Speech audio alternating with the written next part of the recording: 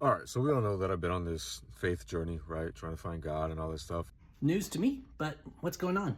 But there's just a few things that go through my brain that are hard to deal with. Okay, maybe I can help. So there's a logical side of my brain that is like, when I'm reading the Bible, God created man from dust. That to me sounds kind of crazy.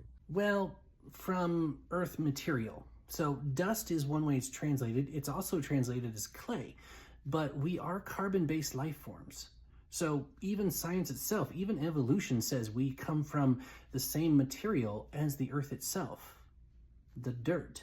So there's really no contradiction there once you take away some kind of idea of magic spells or something. God also took a rib out of Adam and created a woman. Right, again, sometimes it's translated as rib and other times it's translated as flesh. But science says we can do the same thing. It's called cloning. Although admittedly, God's a lot better at that. Noah's Ark sounds kind of crazy to me too. Like, how would it be possible for two of every animal to be on Noah's Ark? Well, there's some things you have to understand. So first off, you don't need every breed of dog. You just need 2 dogs. And those dogs don't have to be full-size dogs. You can get puppies, as an example. How would he get the animals to there? Well, I know it sounds like a cop-out, but the simple answer is God brought them. If God wanted to save them, he would bring them. Now, the Bible does say that Noah went out and collected them, but we also have to understand that the topography of the earth has changed since the Great Flood. There were no great oceans at that time, just seas, at least according to theory. So they literally could have gone all around the world. How would a 900-year-old man and his 3 sons build the ark? Well, let's be clear, he wasn't 900. He lived to be 900, but no, he was 600 years old. But what we also have to understand is that lifespans and aging was completely different before the flood. There is the theory, which I hold to, that there was a vapor canopy around the world. And there still is, by the way. It's just much thinner than what we believe it used to be. And so when it says that the floodgates of heaven opened, that was the collapsing of that vapor canopy, water suddenly crashing down from the sky, but that canopy would have filtered out UV rays as well as kick up the hyperbaric pressure, which would have extended lifespans. So if everything and everyone lived 10 times longer, don't think of it as a 900-year-old man. Take a 0 off of there, and then you get an accurate picture.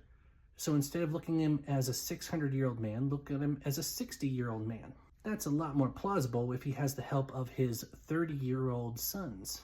How is all of this happening? How would they get enough food for all the animals? Well, let me ask you, do you believe in miracles? So even if there wasn't a practical explanation for it, the fact that God created everything out of nothing, that's not really a problem. But there are feasible possibilities. In fact, the Ark Encounter, great place by the way, has several theories on how they believe things could have worked given the technology of their time. They're not saying this is how it's done, they're just saying this is a possible explanation. I highly recommend you check out Answers in Genesis. Same organization. It's like all these things. How would the animals not kill each other? Well, the main thing is that there were no meat eaters back then. Everything was an herbivore. Yeah, but that's also because plants actually were much hardier and produced all the enzymes that carnivores actually need to survive. Nothing grows as big and thick and long as it used to be. All of this stuff is starting to go through my head. It's tough. It's tough to think. Oh, I understand. We all have to wrestle with it at some point. Another thought that I've been thinking is, if you're born in America, you're probably going to be Christian or Catholic. If you're born in Saudi Arabia, you're probably going to be Muslim. If you're born in Thailand, you're going to be Buddhist, right? Not at all. Just because it's the dominant religion doesn't mean that's what you should be or have to be born as. And people reject religions all the time. Actually, there's plenty of atheists here too. Some places you are born, you might even just be atheist. How do you know which one is right? By the evidence. I have seen so much evidence that it's now proof for me. I've literally seen miracles before my eyes. So at this point, every piece of evidence is just adding to the proof that I already accept. But there is lots of evidence of a creator. Again, go back to the people of Answers in Genesis. They'll help you out. But Paul tells us in Romans 1 that all of nature is evidence that there is a God, and inherently in our souls, we know it's true. We know there's a creator of all of it. There's a design to everything. Even Alex O'Connor admits that the best evidence of a God is the design of creation. How do you know which religion is correct if the religion that you have is based off of where you're born. To be honest, that's just not true at all. There are many, many, many, many, many people here in the United States that were not born into Christianity that are now Christians, and vice versa. As far as which religion, again, evidence. We can actually show fairly conclusively that there was a historical person named Jesus and that people believed he did miracles.